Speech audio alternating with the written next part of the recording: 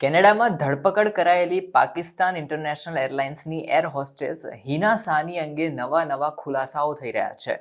પહેલા દાવો કરાઈ રહ્યો હતો કે હિના સાની જ્યારે ટોરન્ટો એરપોર્ટ ઉપર પકડાઈ ગઈ તો તેની પાસેથી ગેરકાયદેસર પાસપોર્ટ મળી આવ્યો હતો, જે પોતાનો નહોતો, અલગ નામના હતા.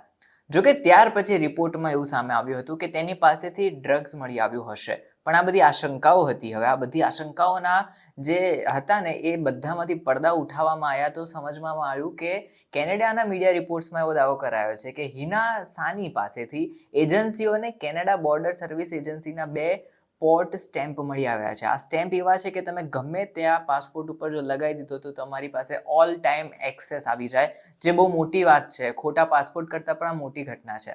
કેનેડિયન ન્યૂઝ આઉટલેટ નેશનલ પોસ્ટના રિપોર્ટ પ્રમાણે બોર્ડર ઓફિશિયલ્સે તે દેશમાં એન્ટ્રી કે એક્ઝિટની ડેટ અને પ્લેસને ઓળખવા માટે રબરથી બનેલા પોર્ટ સ્ટેમ્પનો ઉપયોગ કર્યો છે.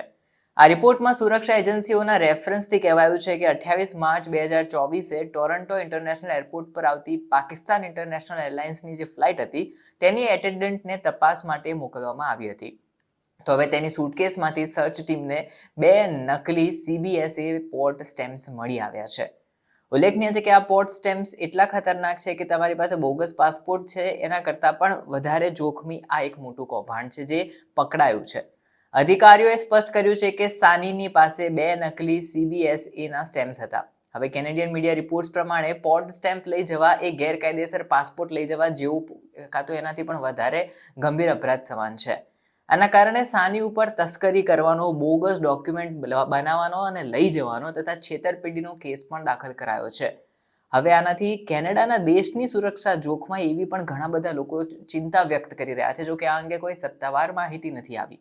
પહેલા પણ હિના સાનીની ધરપકડ થઈ હતી. પાકિસ્તાનની એર હોસ્ટેસ હિના સાની વિરુદ્ધ પહેલા પણ આવો કેસ સામે આવ્યો હતો. આની પહેલા તેને કેનેડામાં જ તસ્કરીના આરોપોમાં ધરપકડ કરાઈ ચૂકી છે અને હિના સાની જ નહીં, PIAની ઘણી એર હોસ્ટેસ વિદેશોમાં પણ પાકિસ્તાનનું નામ બદનામ કરી ચૂકી છે.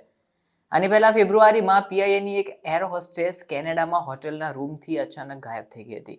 હવે તે ફ્લાઇટ પર ન પહોંચી ત્યારબાદ તેની રૂમની તપાસ કરાઈ તો ત્યાં એક નોટ મળી જેમાં લખ્યું હતું થેન્ક યુ PIA.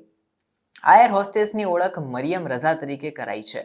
હવે 2022માં પણ PIAની એક ફ્લાઇટ એટેન્ડન્ટ કેનેડામાં પહોંચી અને પછી ગાયબ થઈ ચૂકી હતી. તેવામાં આ જે ફ્લાઇટ એટેન્ડન્ટ એર હોસ્ટેસ હતી તેની પાસેથી આ નકલી સ્ટેમ્પનું ક્યાં અને કેવી જગ્યાએ ઉપયોગ કરાયો છે ને એની તપાસ અત્યારે ચાલી રહી છે.